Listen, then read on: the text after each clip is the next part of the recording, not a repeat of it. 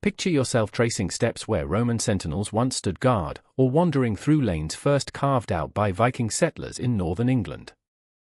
This is the story of York, a city that has defied destruction through countless sieges, plagues, and bombings, always rising again. Prepare for an unparalleled journey into this city's deep past, as we utilize cutting-edge AI to bring centuries-old records and faded images vividly back to life. Our narrative commences in 71 AD. The Roman 9th Legion pressed deep into hostile territory, relentlessly pursuing British tribes who resisted their imperial dominion. They eventually reached a strategic meeting point of two rivers, the Ouse and the Foss, where they decided to establish a permanent presence rather than just rest. Here, they constructed a formidable fortress, initially with timber defenses, later replaced by stone, naming it Eboracum. The 9th Legion, a force of 5,000 seasoned veterans from across the empire, made York their home, building bathhouses, barracks, temples, and administrative structures. This was not a temporary encampment, but the very genesis of a burgeoning city, intended to last. However, a mysterious event still puzzles historians today. Sometime in the early 120s, the entire 9th Legion vanished without a trace. 5,000 soldiers, their regimental standards, and all their records simply disappeared from history, leaving their ultimate fate unknown.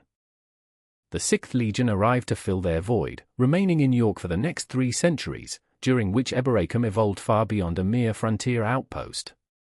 In 211 AD, the aging and ailing Emperor Septimius Severus arrived in York after his campaigns against the Scots, drawing his final breath within the city's walls. His son, Caracalla, then declared this northern fortress the capital of Britannia Inferior, effectively governing half of Roman Britain from York. A pivotal moment occurred in 306 AD, when Emperor Constantius died in York, and his soldiers immediately proclaimed his son, Constantine, as the new emperor. Constantine's subsequent rule was revolutionary. He legalized Christianity, ended centuries of persecution, and moved the capital to Constantinople, reshaping the entire Roman Empire. By 314 AD, York had gained a bishop, who even attended church councils in Arles. Christianity was no longer merely tolerated but was becoming an established force within the city. What began as a military base was now a hub of faith and imperial power. Yet, when Rome eventually withdrew from Britain a century later, its vast empire began to collapse. Despite the empire's downfall, York itself did not vanish. However, its Roman fortifications started to crumble, and stones were repurposed for other constructions. The carefully designed Roman streets faded under layers of mud and subsequent building. But the population endured, and Anglo-Saxons didn't conquer an empty city. Instead, they inherited and transformed it, making it their own, with Eboracum eventually becoming known as Eoforwic. For 2 centuries, York adapted to this new, post-Roman existence. Then, a significant event unfolded on Easter Day in 627 AD. King Edwin of Northumbria, a pagan warrior, entered a modest wooden church in York and chose to be baptized. His personal conversion would spark a profound change. While one man's change of faith might seem minor, Edwin was a king, and his conversion meant his kingdom would soon follow suit. Christianity rapidly spread across Northumbria, with York emerging as its vital center. That humble wooden church would one day evolve into the magnificent minster. This grand transformation, however, would require several centuries. By 735 AD, York's bishop was elevated to the rank of archbishop. This placed York on par with Canterbury, establishing 2 primary Christian centers in England. Then, the city fostered an intellect that would influence Europe for generations. Alcuin became master of the York School in 778, transforming it into one of Europe's most esteemed learning institutions. Monks journeyed from across the continent to study there. Charlemagne himself sought Alcuin to lead education throughout his vast empire, marking York's golden age of scholarship. While much of Europe struggled, York kept knowledge alive. Yet, across the North Sea, men were building longships and sharpening blades. They had heard tales of wealthy English monasteries and churches ripe for plunder. In November 866, the Great Heathen Army, comprising Danish and Norwegian warriors, sailed up the Ouse under cover of darkness. They quickly overwhelmed Eoforwick's Anglo-Saxon defenders, seizing the city by nightfall and renaming it Jorvik. Jorvik became a bustling metropolis, home to thousands and a center of commerce where Viking kings even minted their own currency. Its narrow streets teemed with skilled artisans, metalworkers, jewelers, and wood carvers, all contributing to the city's vibrant industry. Despite its prosperity, Viking rule remained volatile, marked by constant power struggles and the rise and fall of various kings. The final Viking ruler, Erik Bloodaxe, bore a name that vividly captured the brutal essence of his culture and reign. In 954, Erik met his end in battle, extinguishing the Viking kingdom of York and briefly returning the city to Anglo-Saxon control. This peace was short-lived, lasting precisely a century until 1066, a pivotal year that forever altered the course of English history. Norwegian Vikings, attempting to reclaim lost ancestral lands, were decisively defeated by King Harold Godwinson near York, marking the end of their era. While Harold celebrated his victory in York, urgent news arrived: William of Normandy had landed his army in the south. Harold was forced into an immediate, grueling march back, covering 200 miles in just 4 days, only to meet his demise at Hastings. William's triumph ushered in a new, harsher Norman rule, which York would soon experience firsthand. In 1068, William the Conqueror entered York, and, seeing a city that had resisted many invaders, commanded, "Build me a castle." The people of York, however, rebelled in 1069, allying with a Danish force to storm the newly built castle and eliminate its Norman garrison. William's retribution was swift and devastating, unleashing the harrying of the north, a campaign of systematic destruction across the region. From York to Durham, his soldiers systematically ravaged the land, burning villages, slaughtering livestock, and causing widespread starvation, turning the region into a desolate wasteland. William rebuilt York Castle, sending a stark message: defy him again, and the consequences would be catastrophic. As preparations for the Third Crusade began, a wave of anti-Jewish violence swept across England, reaching York where a furious mob turned on the local Jewish community. Seeking desperate sanctuary, the Jewish residents fled into Clifford's Tower, the wooden keep of York Castle, but the mob laid siege for days, demanding conversion or death. On the grim night of March 16, facing an inevitable massacre, many chose to end their own lives rather than grant their persecutors the satisfaction of their deaths. Those who emerged, hoping for mercy, were mercilessly slaughtered anyway. Roughly 150 people perished that night, their exact number lost to history, but the profound shame endures. York, though now a city of wealth and royal connections, revealed its capacity for terrible cruelty, with the 13th century poised to test its character in novel ways. Then, in 1212, King John, often considered England's worst monarch, made a surprising move, granting York significant powers of self-governance. This meant the city could manage its own affairs, collect its own taxes, and administer its own justice, effectively becoming an independent city-state within the kingdom, driven by pragmatism, not charity. York had grown incredibly rich from the burgeoning wool trade. English wool was prized across Europe, and York served as a major hub for its processing and export, using this wealth to assert its growing power. The year 1298 brought another seismic shift when King Edward I, known as Longshanks or the Hammer of the Scots, relocated the entire English government to York. This wasn't just the king, but the treasury, exchequer, law courts, and all administrative machinery, transforming York into the kingdom's temporary capital for 6 years, as Edward needed his government close to the Scottish war front. The Scots certainly took notice. In 1319, they raided south, reaching York's very walls and, in the ensuing skirmish, killed the city's mayor, making the distant war a very real, local conflict. Edward III, however, had fonder memories of York. In 1328, his marriage to Philippa of Hainault in York Minster drew European nobility, marking the city's medieval zenith.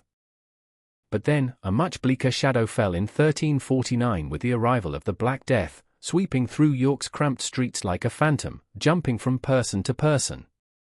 With no understanding of disease, people perished everywhere, and the death carts couldn't keep pace. Within months, between a third and half of York's population died, sparking immediate economic collapse and leaving the city to recover over decades. The 15th century ushered in new conflicts, with political and religious strife cutting even deeper than the plague, exemplified by Archbishop Richard Scrope, who boldly preached rebellion to his congregation.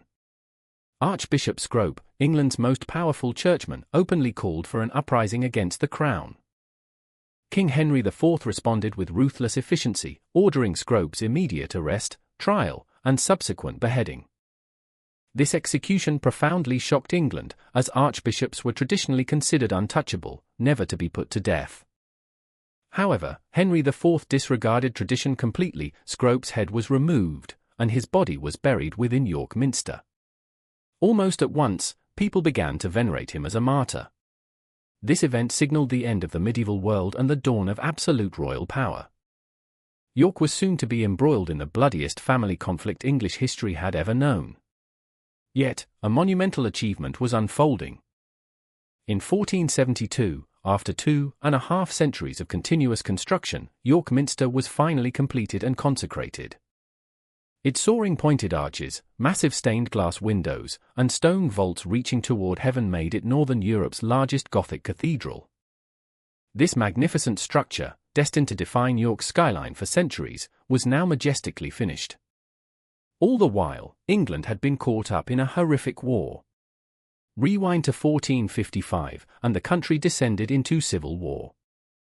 This was no fight against foreign invaders, but a far more vicious dynastic struggle between two branches of the same royal family, both descended from King Edward III. They fought bitterly for the throne of England, a conflict that would forever be known as the Wars of the Roses. On one side stood the House of Lancaster, identified by their red rose symbol. On the other, the House of York, with their white rose.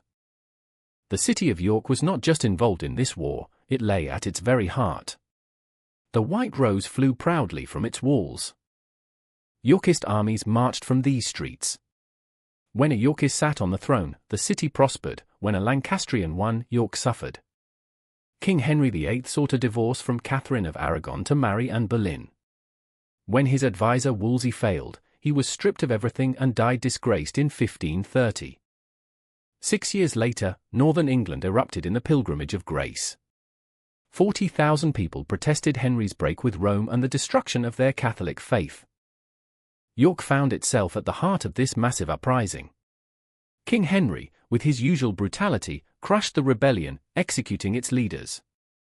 By 1539, York's magnificent monasteries, like St. Mary's Abbey, were plundered. Stripped of all valuables, these centuries-old institutions were left to decay. Though York's spiritual heart was devastated, its Catholic community refused to vanish. They went underground, secretly practicing faith and hiding priests. In 1586, Margaret Clitheroe, a butcher's wife from the Shambles, paid the ultimate price. She harbored Catholic priests, hunted as traitors for simply performing Mass. Upon her arrest, she steadfastly refused to enter a plea. She knew pleading would expose her children to forced testimony and potential torture. Her horrific punishment was to be pressed to death. A door was placed upon her, and stones were slowly piled on top, crushing her body for hours. She endured an agonizing death, her silence a shield for her children. Today, she is revered as a saint, and her former home stands as a sacred shrine. The Reformation had pitted neighbors and families against each other, yet York's troubles were far from over. By 1644, England was plunged into another civil war. York proudly declared its loyalty to King Charles I, prompting Parliament to dispatch an army of 20,000 men. They laid siege for 11 grueling weeks. Within the besieged walls, food dwindled, starvation became rampant, and disease spread. Royalists desperately tried to break the siege at Marston Moor. In one of England's largest battles, they were utterly annihilated. 4,000 Royalists perished in a single afternoon. York was forced to surrender. The era of absolute monarchy was drawing to a close, leaving York utterly exhausted by centuries of relentless military, religious, and political strife. The 18th century brought a calmer period, yet York still drew large crowds for public spectacles. On April 7, 1739, notorious highwayman Dick Turpin ascended the gallows at Knavesmire. Though Turpin reportedly met his end bravely, true courage alone doesn't grant nobility, it merely signifies a fearless spirit. Just 6 years later, York's gallows were again active, executing 22 Jacobite rebels following Bonnie Prince Charlie's failed uprising. The 1745 rebellion had come terrifyingly close to success, but its ultimate failure and the York execution sent a stark warning about the cost of defiance. Yet, the city itself was evolving, with the former centuries of violence and drama slowly receding into history. York began to flourish as a fashionable hub. It became a favored destination for the Georgian gentry, who flocked there for horse racing, theatrical performances, and various social gatherings, forging a new identity. However, before this full transformation, the Minster would face a devastating internal challenge. On February 1, 1829, Jonathan Martin concealed himself within the cathedral. He waited in the darkness as the final priests departed and the doors were secured, convinced that God had commanded him to set the minster ablaze. Martin piled cushions and wooden benches beneath the choir stalls, igniting them. The fire rapidly took hold, consuming the choir roof before anyone realized the danger. The minster burned all night, reducing centuries of medieval craftsmanship, including roof timbers and carved stalls, to ash. Martin was later captured, deemed insane, and institutionalized. Despite being rebuilt even more grandly, the event underscored that even in the supposedly peaceful 19th century, York's invaluable treasures remained susceptible. A new era began in 1830 with the opening of the Yorkshire Museum, a Greek revival structure built on the ruins of St. Mary's Abbey. For the first time, York began to value its past for preservation and study. Then, 1839 brought a monumental change with the railway's arrival, spearheaded by George Hudson, a draper's son who became the railway king. He transformed York into the heart of his vast rail network. This led to an explosion of growth: railway workshops, new stations, hotels, and warehouses, connecting the once isolated city to the entire country. London was now just 5 hours away. Tourists poured in, with middle-class families now able to afford weekend trips to experience York's medieval walls and the historic Minster.